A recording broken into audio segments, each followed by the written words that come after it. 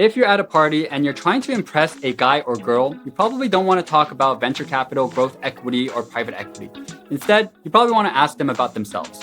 But if you run into a finance bro, or better yet, a finance wannabe bro, then you're definitely going to want to tell them where you work, because it's every finance bro's dream to work in one of these three industries.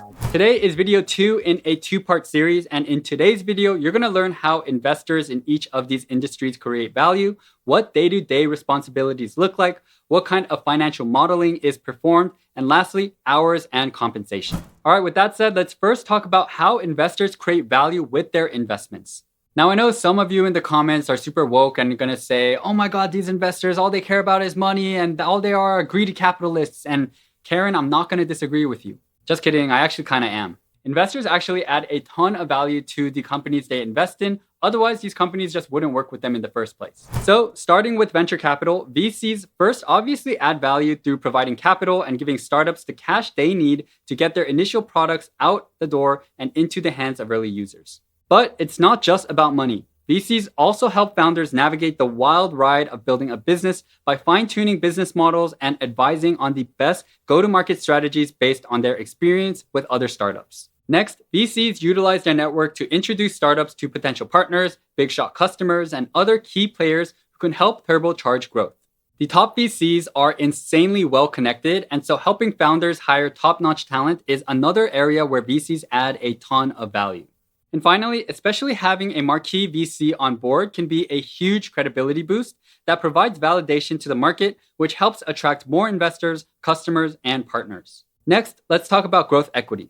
Growth capital is like rocket fuel that provides the significant funding needed to scale up operations, develop new products, and enter new markets. But it's not just about writing big checks. Growth investors bring operational expertise, helping companies handle the growing pains that come with rapid expansion as businesses scale.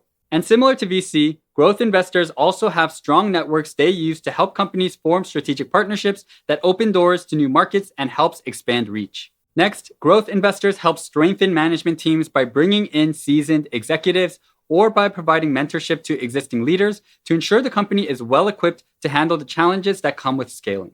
Last but not least, on top of market validation, growth investors help companies plan for successful exits, whether that's through an IPO or an acquisition. Next, let's talk about PE firms. Private equity firms are like the heavyweights of the investment world. They bring in serious cash to buy out companies and use dedicated capital for growth initiatives or restructuring efforts.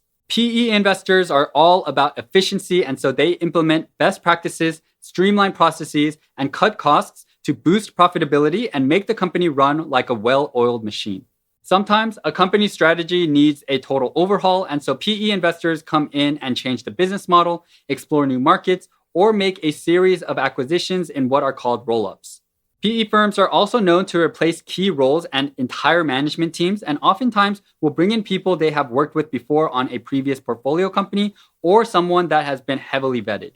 And of course, PE investors are super focused on their exits, and unlike in venture capital, they can't afford to see their investments go to zero.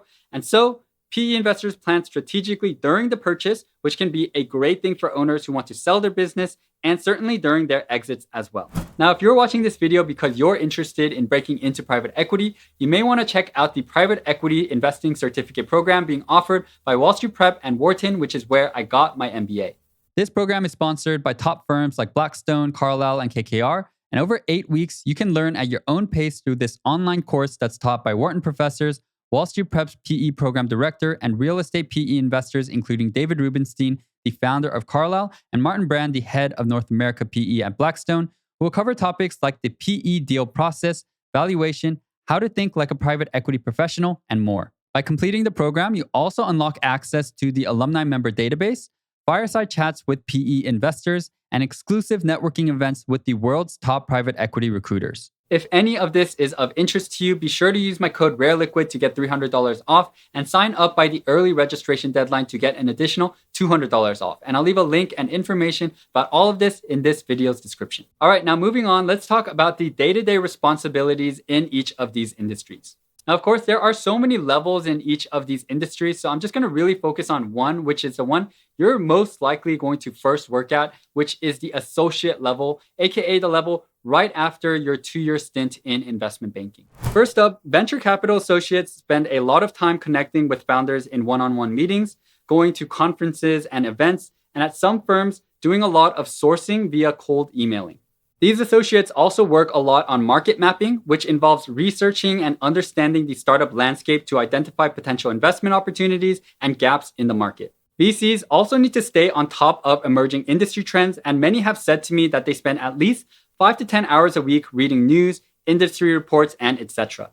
When they find a potential investment, VCs dive into due diligence, which includes evaluating 3 main things: the team, the product, and the TAM, or total addressable market. Finally, VC associates spend time supporting their portfolio companies, which is more low touch compared to growth equity and private equity. Next, let's talk about growth. Growth investors also spend a lot of time connecting with founding teams, but not just the founders. They engage with various leaders within a company to understand the business from multiple angles. Similar to VCs, growth investors perform market mapping, but they also dive deep into competitive analysis in order to understand how the company is positioned in the market. Growth investors are also constantly analyzing trends to identify growth opportunities and potential risks, which helps them advise their portfolio companies. Next, due diligence in growth equity involves a mix of what VCs do plus a deeper dive into the financials and unit economics because they like to see a clear path to profitability. And last but not least, supporting portfolio companies is a bit more hands-on in growth equity as investors are really working to help their companies scale. Next, let's go into private equity. PE investors regularly connect with management teams who are typically more seasoned executives compared to VC and growth. PE investors spend a lot of time on industry analysis and strategic positioning in order to ensure their investments are going to be successful. They also need to keep up more with macro trends because interest rates make a huge impact on their investments, and also need to keep up with trends in consolidation, which is a key growth strategy, and also with regulations. Next, due diligence in PE is exhaustive. Investors examine every aspect of a business from financials to operations to tech to HR and a whole lot more. During a deal sprint, all of this leads to investment committee, which is where investors present their findings to a committee who either improves or denies the investment. Lastly, support for portfolio companies in PE is very high touch.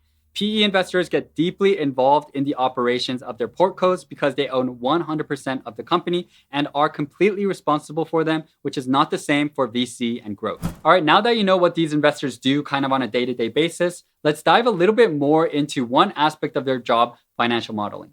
In venture capital, financial modeling is relatively light and is generally kept high level, although it certainly can get complex.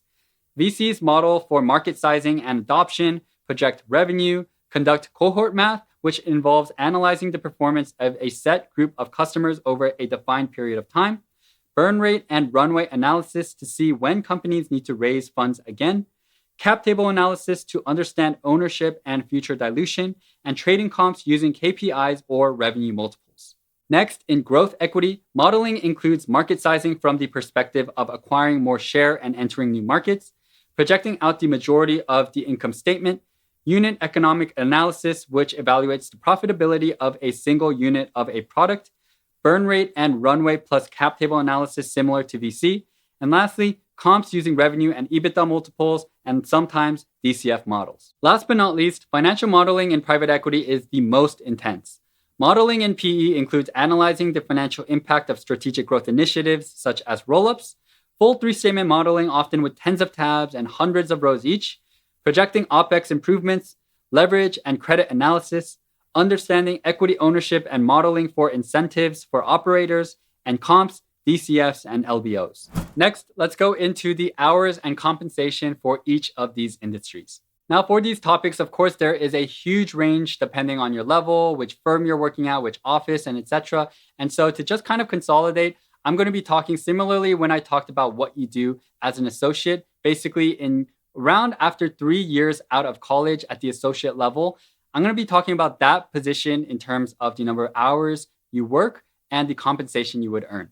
And so starting off with venture capital, you typically work about 50 to 60 hours a week, but this can go up to 60 to maybe 80 hours when you're sprinting towards signing a term sheet. In terms of compensation, VCs get paid surprisingly little compared to the rest of the buy-side industries, with first-year associates paid around $100K to $150K in base salary, with a bonus of 25 to 50% of your base, leading to a range of about $125K to $225K. Next, for growth equity investors, the average week looks to be around 55 to 65 hours, so a little bit more than VC. And this can certainly pick up to 70 to 90 hours, and you typically work more hours because the companies are more established, and so there is a lot more diligence to do. With regards to compensation, growth equity associates in year one will see a base of about 100K to 150K and a bonus of about 50 to 100%, leading to a total comp of 150K to 275K. Last but not least, for private equity, you work more on average with about 60 to 70 hour weeks, but this can peak to 80 to 100 plus hour weeks, especially when you're doing diligence and working towards presenting to your investment committee. For all this work, of course, you are paid top dollar, with base salaries as a first-year associate ranging from 125K to 175K, with bonuses of 100 to 150% of base, leading to total comp of 250K to 400K, and potentially even more if you work at Apollo. All right, I know we went through a lot of material today, and so here's a snapshot of all the key points in case you want to pause the video here and read through them. Now, I hope you enjoyed this video. Be sure to watch the first part if you haven't already. That gives more of a basic understanding of what these industries really entail. And if you're trying to break into any of these industries, you're likely first going to have to break into investment banking. And I'm actually working on my own how to get into investment banking course and giving out 50% discounts for those who sign up early. I'll leave a link to this in this video description. With that said, thank you guys all so much for watching. Hope to catch you all in the next video. Thanks guys, and peace out.